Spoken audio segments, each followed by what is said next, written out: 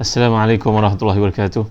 Innal hamdalillah nahmaduhu wa nasta'inuhu wa nastahdihi wa nastaghfiruh wa natubu ilayhi wa natawakkalu alayhi wa na'udzu billahi min shururi anfusina wa sayyiati a'malina. May yahdihillahu fala mudilla lahu wa may yudlil fala hadiya lahu. Allahumma salli wa sallim wa barik ala Muhammad wa ala ali Muhammad kama sallaita wa sallamta wa barakta ala Ibrahim wa ala ali Ibrahim fil alamin innaka Hamidum Majid. Amma ba'd.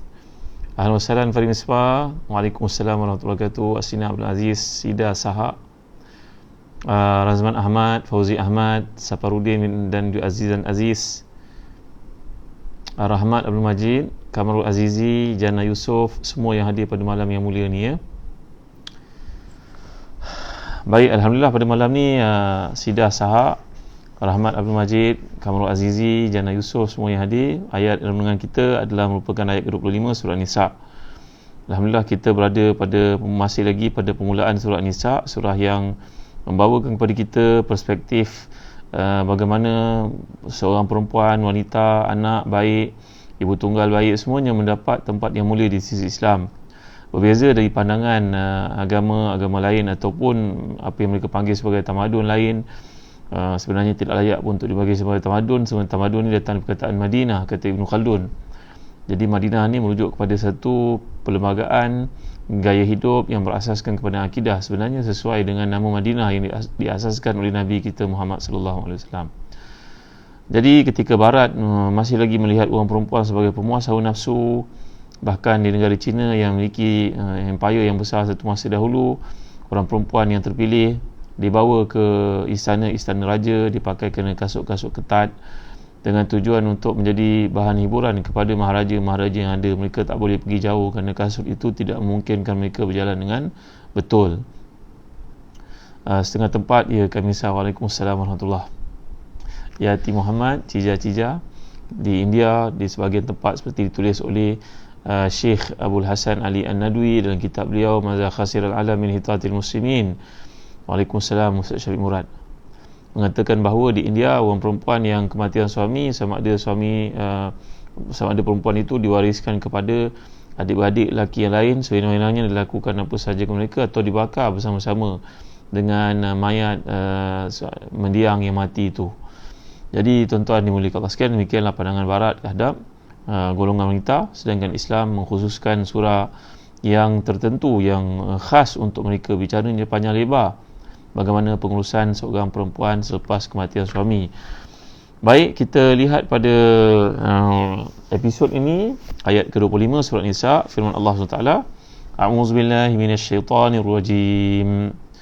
Wa man lam yastati' minkum tawlan an yankihal muhsanatil mu'minati ومن لم يستطع منكم طولا أن ينكح المحسنات المؤمنات فمما ملكت أيمانكم من فتياتكم المؤمنات والله أعلم بإيمانكم بعضكم من بعض فانكحوهن بإذن أهلهن وآتوهن أجورهن بالمعروف فانكحوهن بإذن أهلهن وآتوهن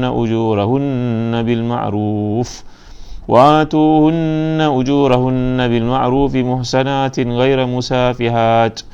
غير مسافحات ولا متخذات أخدان فإذا أحصن فإن أتين بفاحشة فعليهن نصف ما على المحسنات من العذاب ذلك لمن خشي العنة منكم وأن تصبروا خير لكم والله غفور رحيم.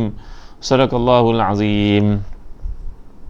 Dan malah siapa yang antara kamu yang merdeka yang tidak cukup belanjaannya untuk mengahwini perempuan merdeka lagi beriman, ia boleh mengahwini wanita yang beriman dari kalangan budak-budak yang kamu miliki, iaitu hamba-hamba. Allah mengetahui keimananmu sebagaimana sebahagian kamu daripada sebahagian lain. Kerana itu kahwinilah mereka dengan seizin tuan mereka dan berilah mas kahwin kepada mereka mengikut apa yang patut. Sedang mereka pun wanita-wanita yang melihara diri, bukan penzina dan bukan pula wanita yang mengambil laki-laki lain sebagai tempat simpanannya, wanita simpanannya.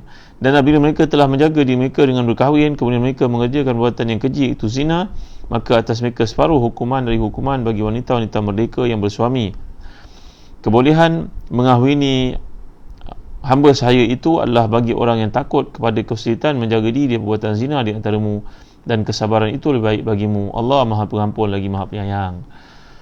Baik muslim-muslimat dimuliakan Allah sekalian, bagi tuan-tuan memiliki tafsir Ibn Katsir boleh rujuk jilid yang kedua muka surat 351 ya. Jadi Allah berfirman di sini, barang siapa di antara kamu yang merdeka yang tidak cukup taul. Taul ni bererti di perkataan tawil, yang bererti kemampuan untuk menghawini muhsanat mukminat, iaitu wanita-wanita yang merdeka, yang bersih dan beriman, maka boleh mereka berkahwin dengan wanita-wanita yang berstatus hamba.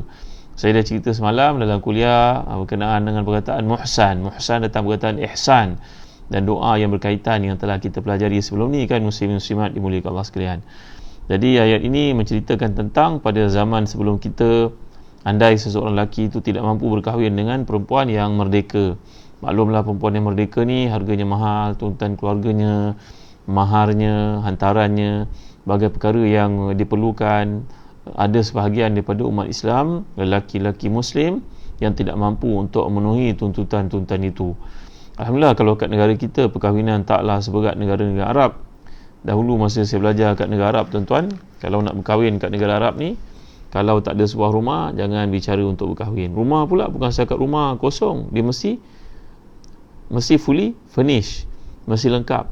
Mesti masuk kena ada carpet, kena ada furnitures, kena ada seti, kena ada aircon, kena ada. Ya Allah Rabbi, Masya Allah, Tabaraka wa Ta'ala. Dengan sebab itu kalau di negara Jordan contohnya, mereka nak berkahwin mengumpul harta, terpaksa bekerja di negara Teluk sampai bawa pulang puluh ribu dinar, yang satu dinar sama dengan RM5 itu, hingga usia 40 tahun barulah mereka mampu sempat untuk berkahwin kerana terlalu banyak tanggungan. Saya pernah ceritakan sebelum ini baginda Sayyidina Umar Khattab radhiyallahu anhu pernah menegur orang-orang Arab kerana mas kahwin yang terlalu mahal, menyebabkan sebahagian daripada umat Islam tidak mampu berkahwin dengan anak-anak perempuan mereka. Lalu masalah yang berlaku adalah orang lelaki terdedah untuk melakukan perbuatan yang haram. Mungkin mereka berkahwin dengan perempuan-perempuan yang jauh dari Madinah, dan wanita-wanita di Madinah, gadis-gadis di Madinah itu akan kehilangan lelaki-lelaki yang berpotensi, yang saleh, muslih untuk jadi suami mereka. Jadi dalam ayat ini memberikan satu jalan keluar kepada orang beriman. Andai kamu tidak mampu berkahwin dengan perempuan yang merdeka kerana biayanya begitu mahal, maka kamu dibenarkan untuk berkahwin dengan perempuan-perempuan berstatus hamba. Sebenarnya perkahwinan dengan wanita berstatus hamba ni ada syarat-syarat yang tertentu yang diletakkan oleh Islam. Sebagai contohnya, kalau berkahwin dengan seorang perempuan yang berstatus hamba, maka sebaik saja lelaki itu mati, maka anaknya menjadi anak yang merdeka. Jadi tuan-tuan dimuliakan Allah sekalian, ini antara syarat-syarat diletakkan dalam Islam tentang bab al-ima wal ibad wal abid. Ini cerita tentang hamba-hamba sahaya yang jawari, jariah. Perkara ni insya-Allah nanti ada peluang kita akan khusus satu bicara berkenaan dengan perhambaan dalam Islam bagi menafikan tohmahan-tohmahan puak musyrikin, orientalis dan sebagainya yang mengatakan Islam ini memperakui, mengiktiraf, membenarkan, menggalakkan perhambaan, sedangkan Islam tidak pernah menggalakkan perhambaan. Berbagai kafarah terhadap kesilapan berlaku dalam ibadah, contohnya puasa. Dalam bulan puasa, kalau seseorang itu bersama dengan isterinya, maka bukan saja puasanya batal, malahan dia kena hukuman yang pertama sekali, fatahriru raqabah, membebaskan seorang hamba. Banyak hukuman dalam Islam dimulakan dengan pembebasan hamba, kerana target Islam selepas 10 tahun 20 tahun perutusan Nabi kita Muhammad sallallahu alaihi wasallam, maka perhambaan akan menjadi kurang dan lama kelamaan akan lenyap. Dahulu ketika kerajaan Islam Osmaniyah Turkiya berkuasa menaungi negara-negara Islam pada masa itu, dan di blok barat pula di bawah pimpinan kerajaan Kristian di Spain, telah berlaku satu perjanjian untuk meniadakan, memberhentikan perhambaan. Iaitulah kalau berlaku apa-apa peperangan di kalangan Muslim dan juga kafir, maka tawanan perang kafir tidak layak dijadikan hamba. Demikian juga sebaliknya, tawanan perang Muslim tidak lagi boleh diperhambakan. Perjanjian itu ternyata telah membatalkan, menamatkan perhambaan. Jadi sebagian ulama mengatakan ia tetap akan wujud nanti akhir zaman berlaku peperangan. Sebagian mereka mengatakan ia telah berakhir dengan menandatangani MOU yang pernah disepakati di antara kerajaan Empire Islam Turkiya Osmaniyah dengan kerajaan Kristian pada masa itu. Baik, muslim-muslimat rahmati dan dikasihi sekalian. Dalam ayat ini, famimma malakat aymanukum min fatayatikumul mu'minat. Kamu boleh memahami perempuan yang beriman dari kalangan hamba-hamba yang kamu miliki. Indahnya uslub pemilihan perkataan dalam Quran bila Allah sebutkan fatayatikum. Fatayatikum ni jamak daripada fatatun. Jamaknya fatayat. Tidak disebut di sini min ima'ikumul mu'minat. Kerana dalam Islam dilarang kita untuk panggil hamba dengan perkataan ya abdi. Ataupun ya amati, dilarang kita untuk panggil perkataan seperti itu. Amah alif yang atasnya ada hamzah, mim ta, ya amati, bukan ammati. Kalau ammati itu ain, itu makcik sebelah ya, itu ammun, ammatun. Ini amatun, alif di atasnya ada hamzah. Jadi Islam tidak menggalakkan kita memanggil seseorang hamba dengan nama ya abdi ataupun ya amati. Dengan baik kita menggunakan perkataan yang lebih lembut. Kalau kita panggil pekerja kita pun, ini budak saya, tak berapa baiklah perkataan macam tu tuan-tuan. Budak saya, ini adalah pegawai saya, ini adalah pengurus saya, ini adalah pekerja saya. Gunakan perkataan yang lebih baik tuan-tuan, yang meletakkan orang itu pada tempatnya. Jadi Allah sendiri menggunakan dalam konteks ini, kahwinilah perempuan-perempuan, anak-anak perempuan, gadis-gadis, yang Allah gunakan perkataan fatayat. Jadi fatatun ini merujuk kepada perempuan, yang mana penggunaan perkataan itu merujuk pada kemuliaan. Tidak disebut ima ataupun amatun, kerana perkataan itu ternyata mengandungi satu persepsi yang tidak baik. Saya pernah ajar pada tuan-tuan bagaimana dalam surah Al-Isra yang lalu, bagaimana Allah mengajar kita untuk mengatakan perkataan-perkataan yang baik. Qaulan karima sebagai contohnya. Kalau kita nak keluarkan zakat pada orang layak pun, taklah semestinya kita kena sebut perkataan zakat. Bahkan tak digalakkan untuk sebut perkataan ini zakat saya. Sebutlah perkataan yang lebih lembut. Ini hadiah dari saya. Ini mudah-mudahan membantu tuan untuk masukkan anak ke universiti. Musim pendaftaran sekarang, saya berharap dapat bagi lebih pada ini, tahun ini nampaknya tak mampu.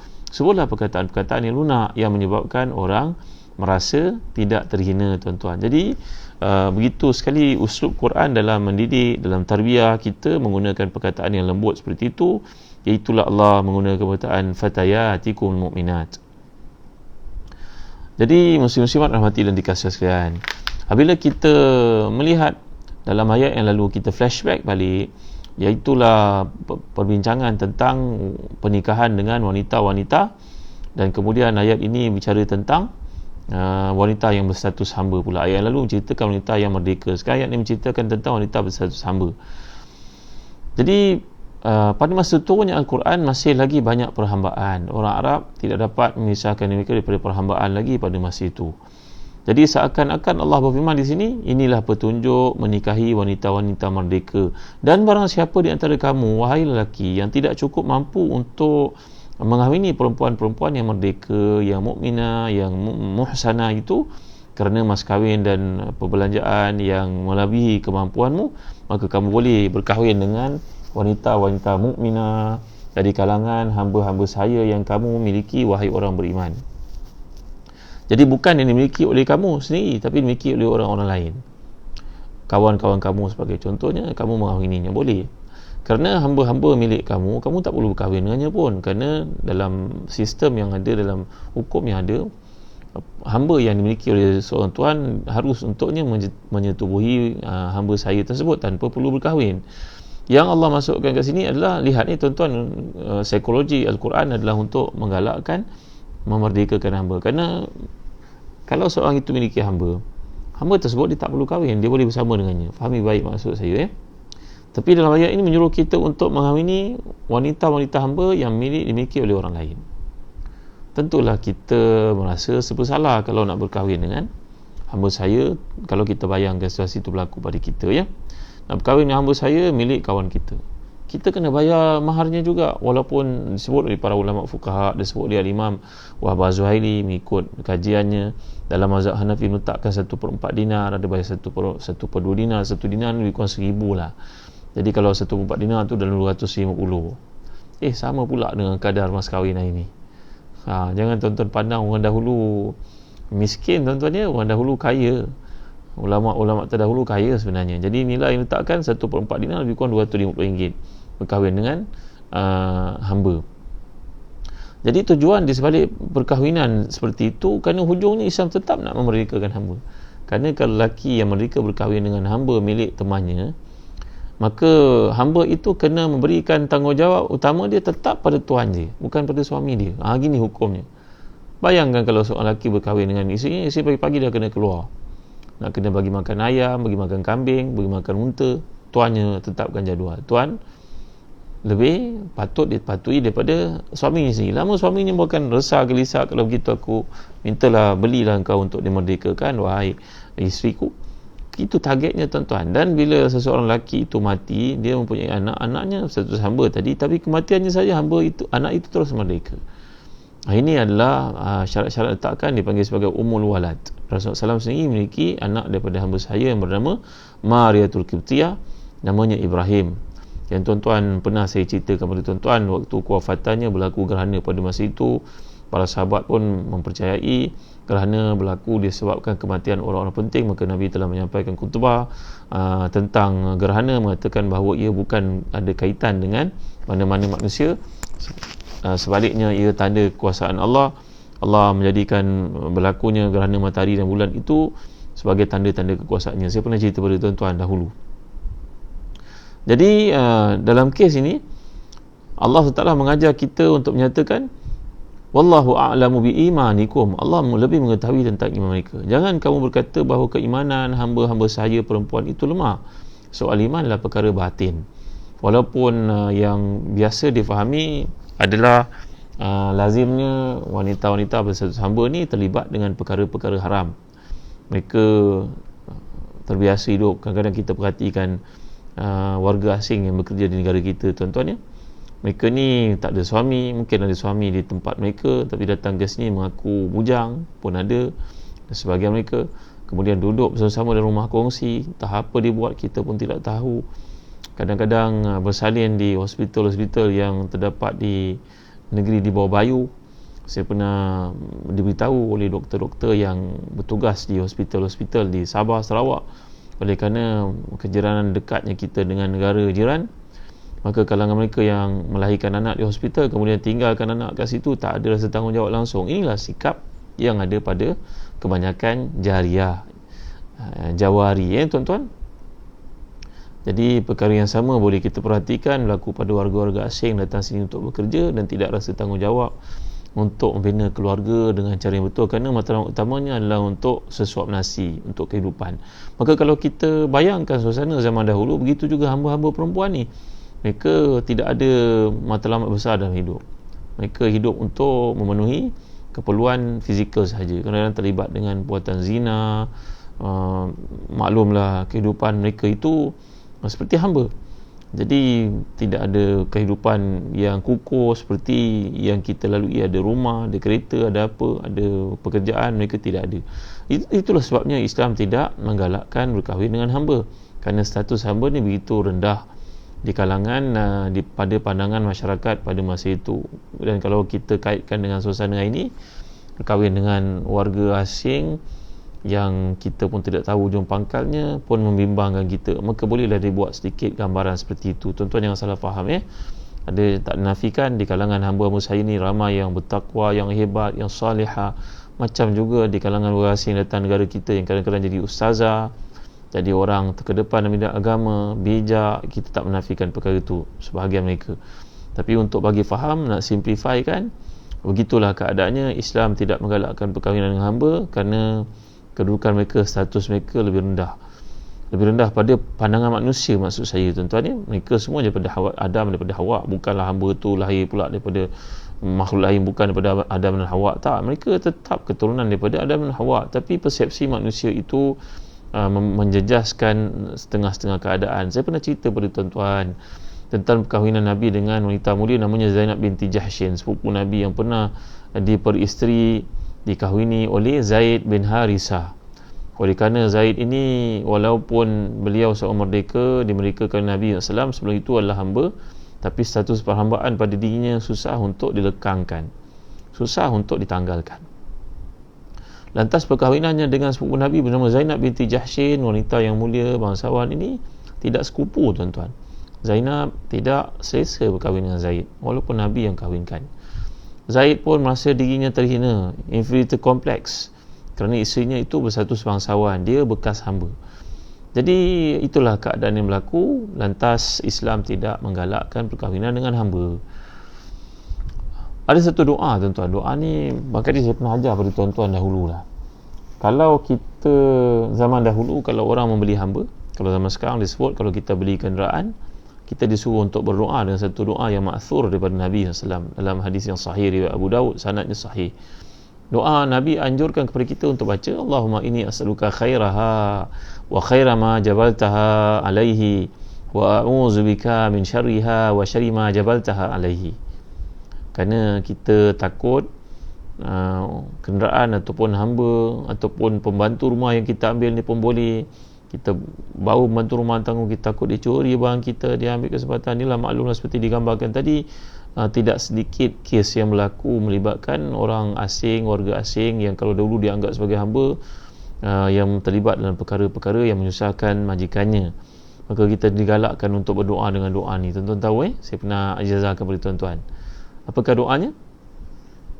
Kita ambil tangan, letak di atas kepala pembantu itu. Kalau pembantu itu perempuan, suruhlah isteri kita letakkan tangannya di atas kepala wanita tersebut. Kalau kita ambil pekerja, sekarang tak dipegang pula, tuan-tuan, dengan suasana yang tak digalakkan.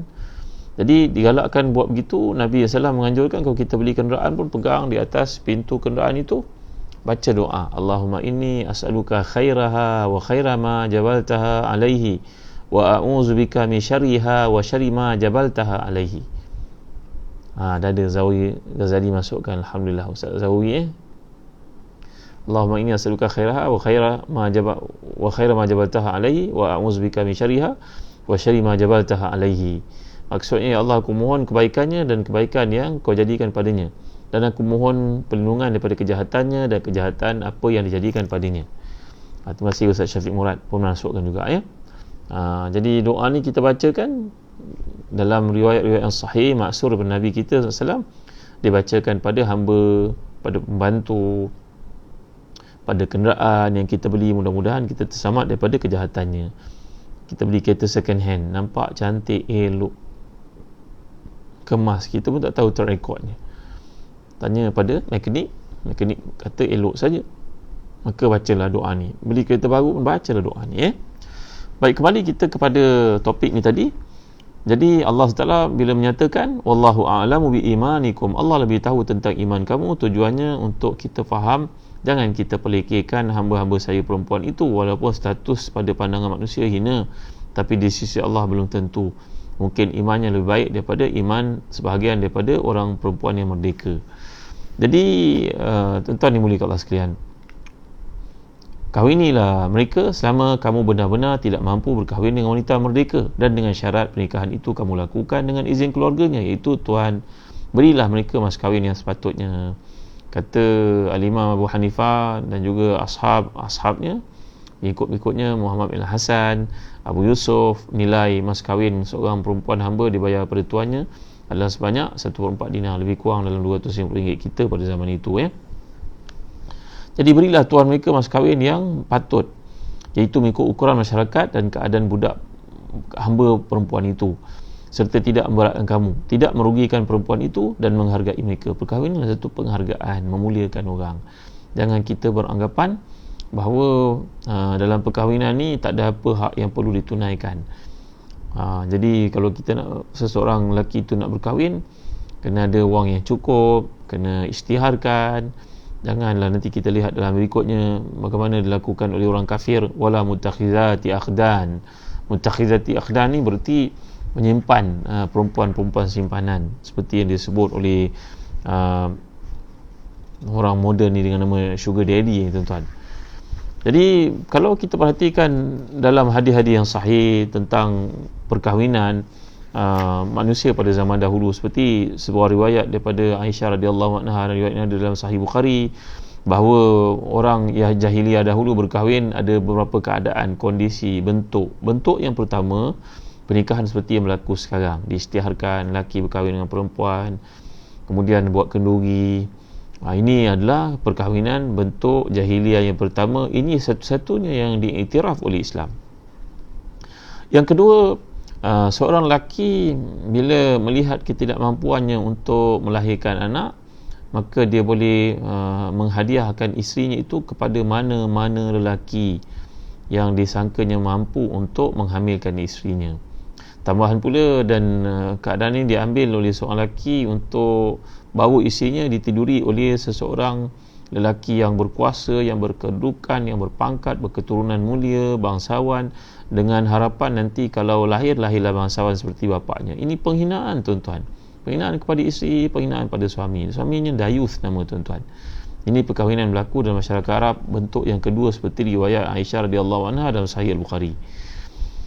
Jadi bila perempuan tersebut hamil, lelaki suaminya yang dayuth tadi, yang tidak mampu untuk menghamilkannya, akan gembira cerita pada orang pula, sebenarnya anak itu adalah anak lelaki fulan bin fulan, sengaja bagi isterinya dihadiahkan kepada lelaki itu kerana dia tak mampu. Ini cerita penghinaan, cerita dayuth, cerita seorang yang tidak ada kemampuan, satu yang sangat mencemari dan menghina perempuan baik, lelaki baik. Yang ketiga, dalam konteks perkahwinan jahiliah yang amat ditentang oleh Islam, tuan-tuan, iaitulah 10 orang lelaki akan datang untuk meniduri seorang perempuan. La haula wala quwwata illa billahil aliyyil azim. Ini riwayat daripada Aisyah radhiyallahu anha daripada Nabi SAW, dan riwayatnya dalam Sahih Bukhari. Seorang perempuan ditiduri oleh 10 orang lelaki. Nanti perempuan itu hamil, dan bila dia melahirkan anak, buatlah satu event khas, ada happening lah, ada makan-makan, ada kompang, ada apa semua. Maka perempuan ini akan dihadiri oleh 10 orang lelaki yang menidurinya. Dia akan tunjuk, inilah yang dipilih, ini anak lahir ni, bapak dia yang pilih. Apa kriteria pemilihannya, itu terpulang kepada dia, dan siapa yang dipilih kena bangga dan kena taja, makan itu dan sebagainya. Ini satu benda yang sangat menghina orang perempuan, dilakukan oleh masyarakat jahiliah dahulu, sabda Nabi SAW. Yang terakhir sekali, bentuk perkahwinan yang juga diharamkan oleh Islam, iaitulah seorang perempuan akan memasang bendera di pintu kemahnya atau pintu rumahnya, dan daripada bendera itu diketahui oleh lelaki mana yang berhati serigala, lelaki berhidung belang ini, tahu bahawa perempuan itu merupakan perempuan pelacur, untuk dia datang tidur di rumah tersebut. Bercampurlah perempuan itu dengan siapa saja yang dia suka, yang ditawarkan, yang datang ke rumahnya, yang mengetahui daripada signboard itu bahawa dia perlukan suami. Siapa-siapa saja datang, nanti lahir anak, dipilih dah mana pandai dia lah, yang mana satu suaminya. Macam mana dia nak trace balik, wallahu a'lam.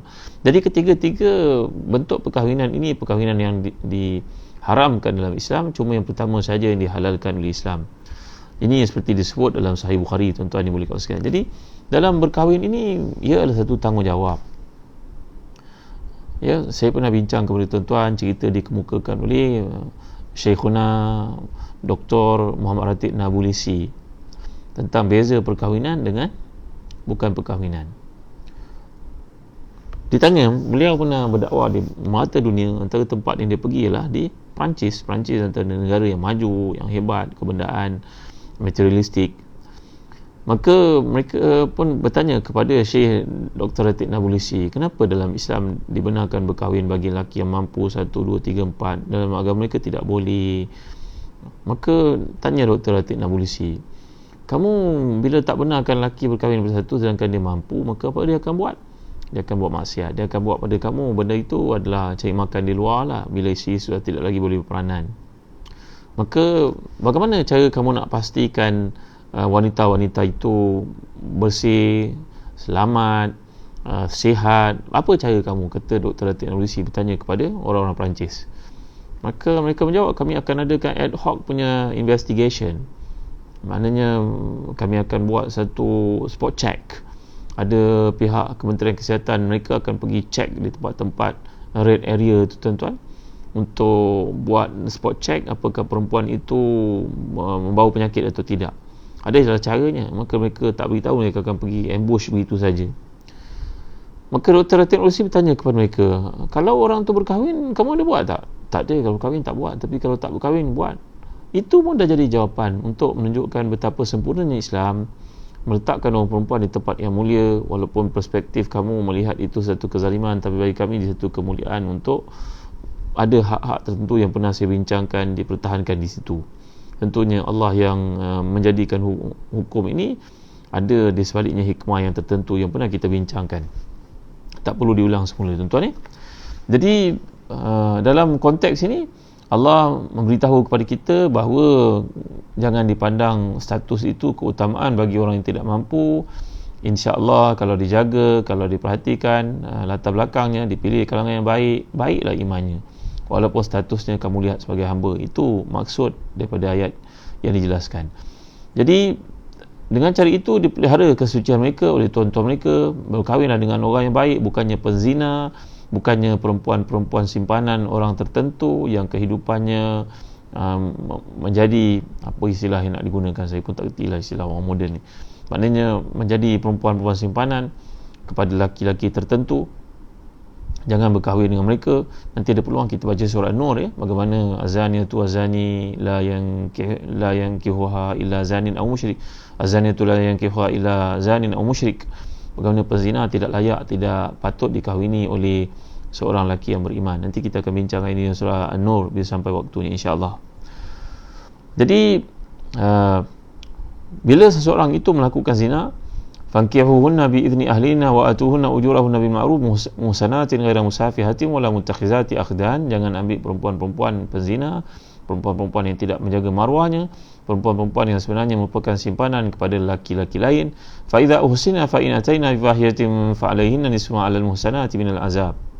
Tapi kalau mereka ini melakukan terjumus dalam zina, maka perempuan itu boleh dihukum, hendaklah dihukum separuh daripada hukuman dikenakan kepada orang yang beriman.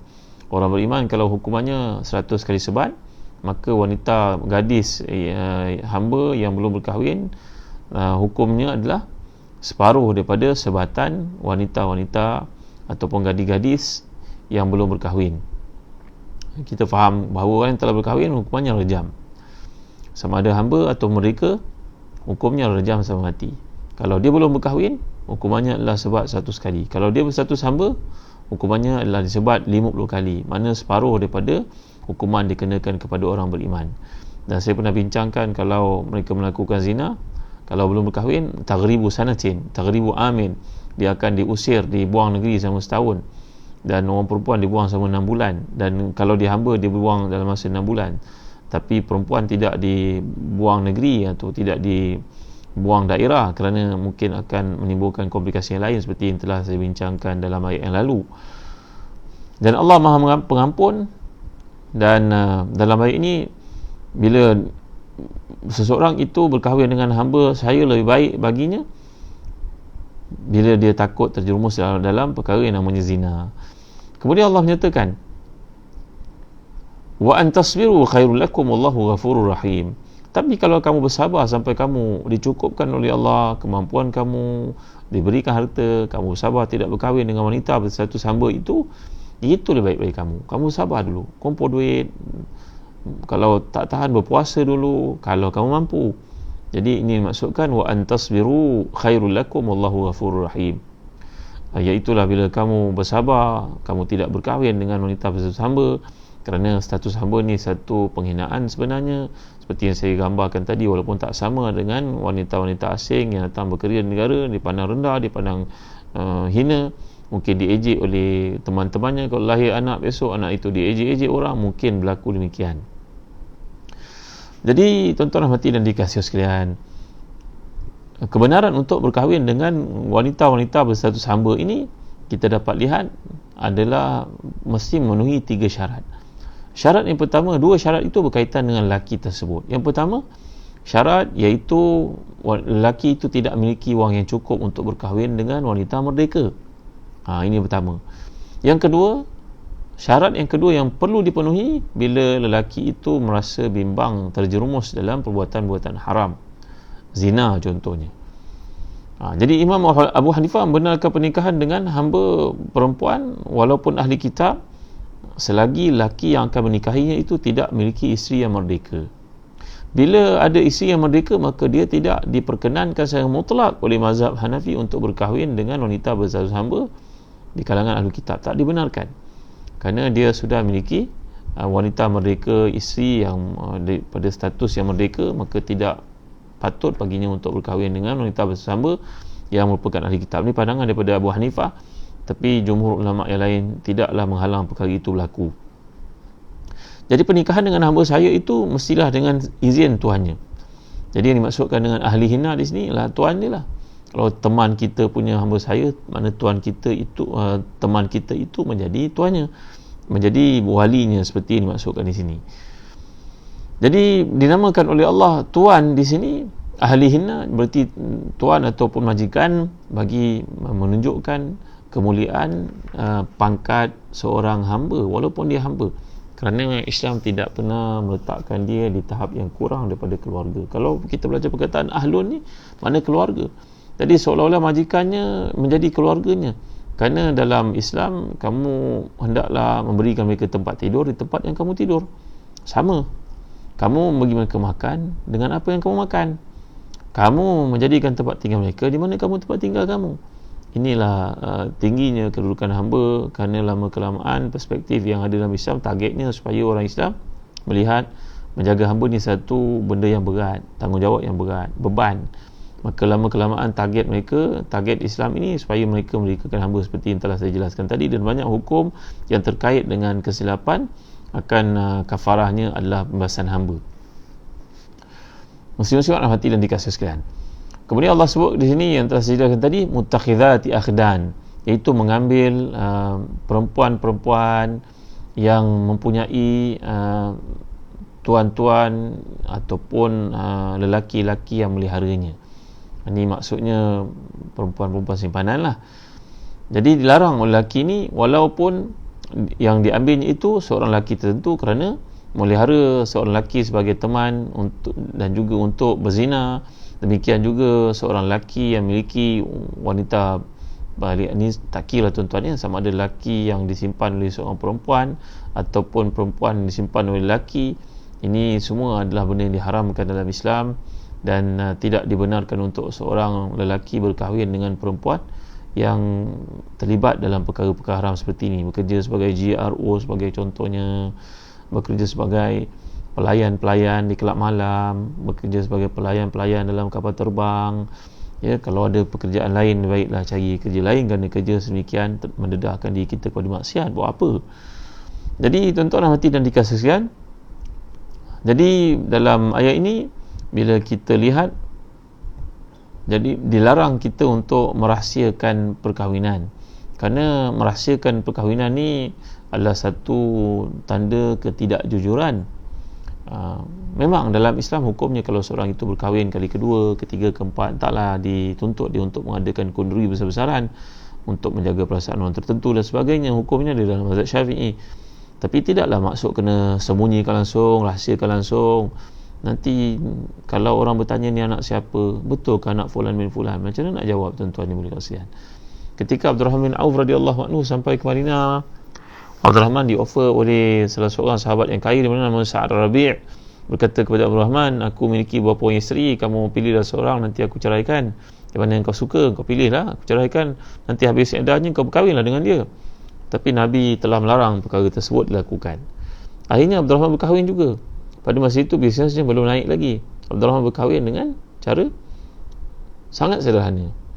Kemudian bila beliau bertemu dengan Rasulullah SAW, melihat padanya ada tanda-tanda orang baru kahwin. Mungkin pakai inai ke, mungkin ada tanda tertentu ke pada pakaiannya. Maka Nabi SAW telah pesan kepada Abdurrahman, awlim walau bisyatin, kalau kamu tak mampu sekalipun, buatlah kenduri walaupun dengan seekor kambing. Itu yang kita mampu buat. Yang dijemput, hadirlah. Yang tak dijemput, jangan kecil hati. Kita kena faham, kerana mungkin PKP ke, MCO ke, orang nak kahwin tak cukup duit, kahwin pada masa sekarang tak banyak duit, kos yang kita kena keluarkan. Jadi orang yang dijemput itu bersyukur datang. Itu merupakan satu ijabatul da'wah, satu hak orang Islam kepada kita untuk ditunaikan. Yang tak dijemput jangan kecil hati. Faham-fahamlah bahawa mereka mungkin tidak ada kemampuan, tak cukup wang dan sebagainya. tapi asasnya hendaklah diberitahu kepada orang. Iaitu dalam pesan Nabi kepada Abdul Rahman tadi, aulim walau bisyatin, berpestalah, mengadakanlah kenduri walaupun seekor kambing. Ini tujuannya untuk menjemput sejumlah orang supaya perkahwinan itu diiklankan. Jadi tidak dibenarkan merahsiakan pernikahan, bukan saja kerana keturunan itu tidak akan dikenal orang, tapi juga kerana nama baik seorang itu mungkin tercemar. Orang pun akan nampak, dia jalan dengan siapa tu? Timbullah macam-macam persoalan. Kerana dalam isu wanita ni disebut oleh Al-Imam Ibn Atiyah dalam tafsirnya, tafsir Muharrar Wajiz, tafsir yang sangat menarik. Dalam hadis Nabi, ma taraktu ba'di fitnatan adhar 'ala rijali minan nisa. Aku tidak pernah meninggalkan satu fitnah yang lebih besar kepada orang lelaki banding dengan orang perempuan. Aku tak pernah meninggalkan satu ujian lebih besar dalam hidup lelaki berbanding dengan ujian orang perempuan. Maka berapa banyak orang yang dijatuhkan kerana fitnah terhadap orang perempuan. Berapa banyak individu yang telah pun tercemar kualiti kepimpinan dan sebagainya kerana orang perempuan. Maka itu sebabnya dalam bab perkahwinan dituntut kita untuk memasyhurkannya, memberitahu kepada orang. Kalau tak ramai pun ada sebahagian yang cukup untuk mengetahui dan boleh menyebarkan berita tersebut bahawa fulan dan juga fulana telah pun berkahwin. Jadi alangkah baiknya jika perkahwinan itu pula direkodkan. Pesan pada anak-anak kita, tuan-tuan ya, kalau nak kahwin, janganlah kahwin kat seberang. Jangan kahwin di tempat-tempat yang tentu dan akhirnya susah untuk merekodkan nanti anak tu macam manalah cerita kalau lahir. Dah kena gugurkan pula ke? Atau nak kena bin macam mana ke? Jadi kena pandang jauh, tuan-tuan dimuliakan Allah sekalian. Jadi andai berkahwin di luar negara pun hendaklah direkodkan, dicatatkan, didaftarkan. Jangan pandang perkara yang remeh. Kita yang merupakan adik-beradik, abang, bapa, pakcik hendaklah berperanan untuk membetulkan keadaan ini daripada tersilap. Kerana dalam Islam dituntut untuk perkahwinan itu untuk dimasyhurkan, diberitahu. Kalau tak ramai pun ada sebahagian datang, direkodkan. Kerana ini yang diajar oleh Nabi kita sallallahu alaihi wasallam.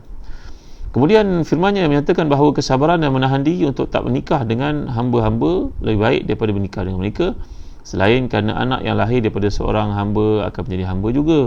Dari sisi yang lain, perhatian ibu bapa, ibu terhadap anak dan rumah tangga sangat kurang. Kerana wanita yang dikahwini itu berstatus hamba, maka dia disibukkan dengan tanggungjawab terhadap majikannya yang telah saya ceritakan tadi.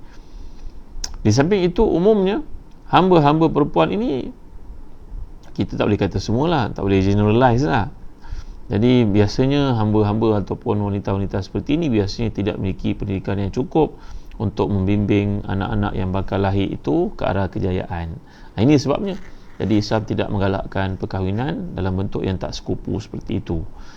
InsyaAllah dalam kuliah yang akan datang saya akan lanjutkan ayat ke-26 hingga 28 tentang beberapa lagi perkara yang berkaitan dengan hari ini untuk kita fahami. Walaupun tokoh ni bercerita tentang hamba saya, tapi saya telah buat perkaitan tadi.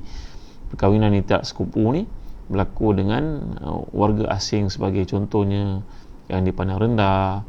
Mungkin ada sedikit sebanyak persamaan yang kita kena ambil kira. Setakat ini saja dulu. Mudah-mudahan ada manfaat pada perkongsian kita pada malam ni. Berdoalah kita tuan-tuan supaya Allah keluarkan kita daripada musibah, ujian berlaku ni. Banyakkan doa dan jaga diri kita. Kita jaga kita. Jadi ingat doa yang telah kita pelajari tadi. Ini adalah soalan kuis yang berikutnya. Doa beli kenderaan, apa dia? Bagi clue tu. Siapa dapat jawab nanti kita akan tanya soalan-soalan terkumpul ni untuk tuan-tuan jawab dan ada hadiah yang disediakan.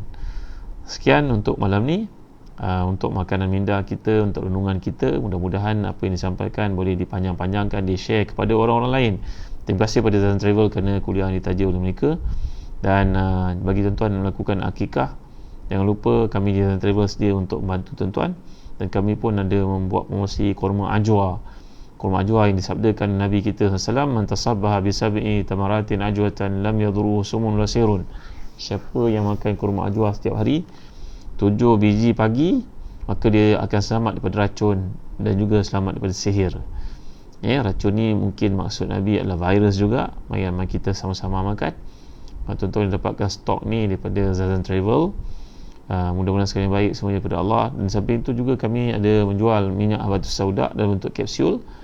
yang juga merupakan satu jaminan Nabi untuk yang intake haud sauda ni, mereka selamat dari semua penyakit melainkan kematian, sabda Nabi SAW. Kalau dah mati sampai ajal, maka tiada apa yang boleh menghalang lagi.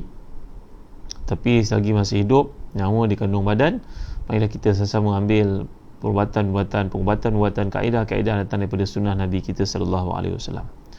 Kita meyakini semuanya daripada Allah SWT. Baik, setakat ini saja dulu. Jangan lupa tuan-tuan perempuan, ibu ayah yang dimuliakan, kami di Telaga Biru adalah penerbit buku-buku sekolah untuk tingkatan 1 sampai tingkatan 5, daripada darjah 1 sampai darjah 6, UPSR, UPKK, PSRE, semua ada buku ini dalam penerbitan kami. Tuan-tuan jangan lupa untuk menghubungi www.telagabiru.com.my www.telagabiru.com.my untuk melihat siri buku-buku terbitan Telaga Biru, Quran-Quran, buku-buku akademik, buku-buku latihan, buku-buku rujukan, semuanya di Telaga Biru, alhamdulillah. Dan bagi cikgu-cikgu yang berkesempatan untuk menulis, kami yang sangat alu-alukan, mudah-mudahan ia menjadi satu jihad jariah untuk disampaikan kepada orang-orang lain. Saya cakap ni saja dulu. Ada persoalan ke? Suhaila Mak Yusof, Mak Fauzi Saleh, Arbi Misal, Siti Rahma MK, Nurlina Yusof, Naimah Abdul Ghani, Hamiza Cik Hashim, Nurjia Abdul Razak, Nurul Husna, Hajah Khirunisa, Haji Hasan, Rita Izahani, Sauda. Alhamdulillah. Baik, nampaknya tak ada soalan apa-apa. Dah ingat doa tadi, doa beli kenderaan, doa dapat pembantu. Ya. Kalau dalam sunnah Nabi berkenaan dengan kenderaan itu, kita pegang pada kenderaan itu. Tapi kalau pembantu ini, tuan-tuan dimuliakan sekalian, ya, kalau kita lihat, kalau yang lelaki kita boleh pegang, kita pegang. Kalau tak boleh pegang, kita baca daripada jauh saja. Kalau isteri kita, boleh pegang pembantu rumah yang perempuan, pegang di atas kepalanya, cakap baik dengan dia, saya nak doakan sikit, kamu datang rumah saya, minta keselamatan, selamat daripada ujian, selamat daripada penyakit, boleh kata demikian kepadanya. Ataupun kalau tidak mahu pegang, duduk di depannya dalam jarak yang dibenarkan, kita doa dengan doa yang belajar tadi. Baik, setakat ini saja dulu. Terima kasih. Boleh jelaskan adab guru dengan murid?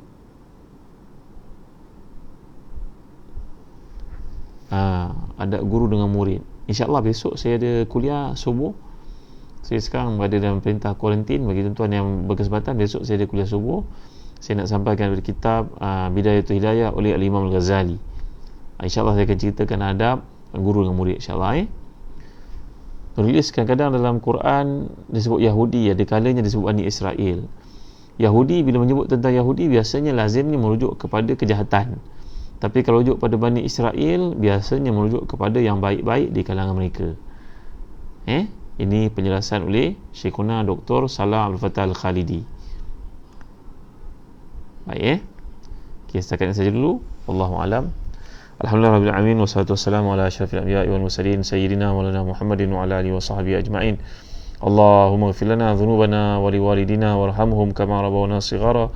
ولجميع مشايخنا ولجميع أصحاب الحقوق علينا من المسلمين والمسلمات المؤمنين والمؤمنات برحمتك يا أرحم الراحمين.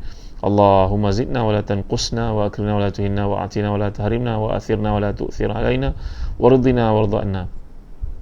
اللهم إنا نعوذ بك من جهد البلاء ودرك الشقاء وسوء القضاء وشماتة الأعداء. اللهم إنا نعوذ بك من البرص والجنون والجزام من سيء الأسقام. اللهم إنا نعوذ بك من زوال نعمتك وتحول عافيتك وفجاءة نقمتك وجميع سخطك. ربنا آتنا في الدنيا حسنة وفي الآخرة حسنة وقنا عذاب النار. وصلى الله على سيدنا محمد وعلى آله وصحبه وسلم. الحمد لله رب العالمين. تقبل الله منا ومنكم. InsyaAllah besok kuliah subuh kita pukul 6.30 pagi. Assalamualaikum warahmatullahi wabarakatuh.